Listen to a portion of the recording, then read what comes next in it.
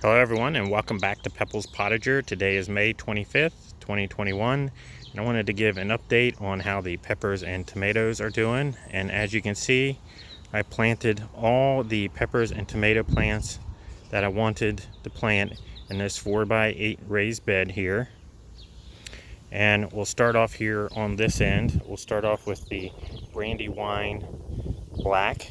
And you can tell that these are the Brandywine Black because of the large potato leaves there, and they are a purple tomato, much like the Cherokee purples. And then in front of that I have two confetti peppers and some basil plants here. And then moving on down here, I have something very similar to the Brandywine Black, except it is a pink tomato, and this is the Brandy Boy. The Brandy Boy, I believe, is a hybrid between the Brandywine Pink and some other variety, but I'm not sure which. But it's supposed to be more productive than the Brandywine Pink tomato. So this is the only pink tomato that I'm growing. All the other ones I'm growing in this raised bed are all purple. But in front of that, I have the Ninja peppers. I have two of them, one here, and some more basil plants here. Some of the basil plants are looking a little spindly, but I think they will turn out fine. And then going over to the other side here, the Cherokee purples I planted down here on this end, I believe. And then on that end I have the carbon tomato. Both of these are purple tomatoes as well, except they are not a potato variety like the Brandywine Black are.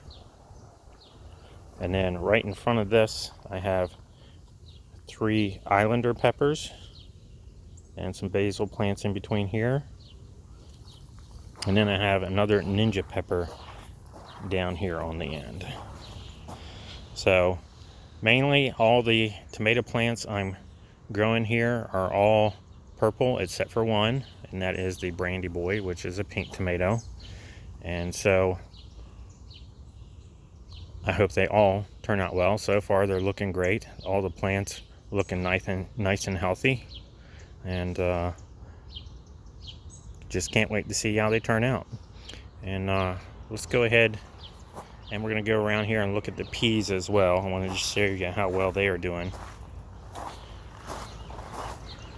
And as you can see, they are now almost halfway up the trellis here, and you do see some flowers coming out here on the ends of the pea plants.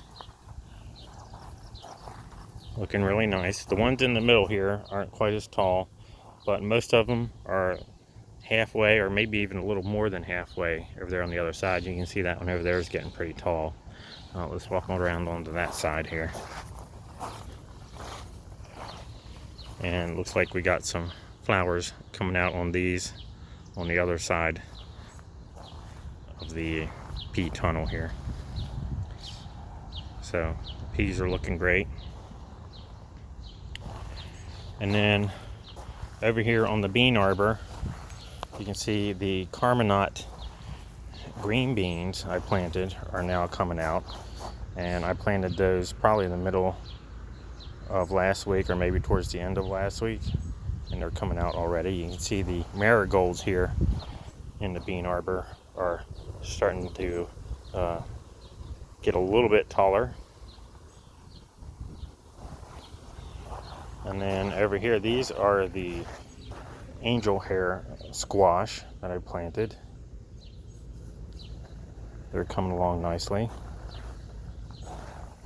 And the strawberries lately have been doing very, very well. You can see really large strawberry in there, but I've been picking almost every day for the past 5 or 6 days. I think I've picked 20 to 30 strawberries off of these already, and you can see more over here. Some smaller ones right down here. More down in there. But they are doing absolutely great. So I'm very pleased with how my strawberries are doing this year.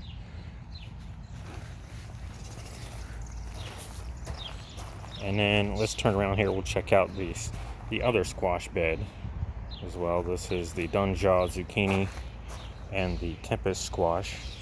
One of the plants in this bed actually wilted and died. I don't know why, but the rest of them are doing good. And that's okay, because I really only need about 3 squash plants anyway. Actually, probably 2 would be fine. And these Dunjaw zucchini and the tempest squash are very heavy producers, so really one of them dying off really doesn't matter all that much. I'm still going to get plenty of squash off of these. And then over here in this bed, these are the sugar cube melons over here at the end, and they are doing well, coming along nicely. They've gotten a lot bigger since my last video. And then down here where I have some of this fencing, I planted some watermelon seeds, and I put this over it just in case when they germinate, birds don't pull the seedlings out. Once they get big enough, the birds won't pull them out, but mostly it's for the birds pulling the plants out of the ground, and sometimes the squirrels digging the plants out. But usually once most of my plants get big enough, they don't tend to bother them very much. But, and that's all I had for this evening. If you liked the video, please give it a thumbs up, and don't forget to subscribe if you haven't already. And thanks for watching, everyone.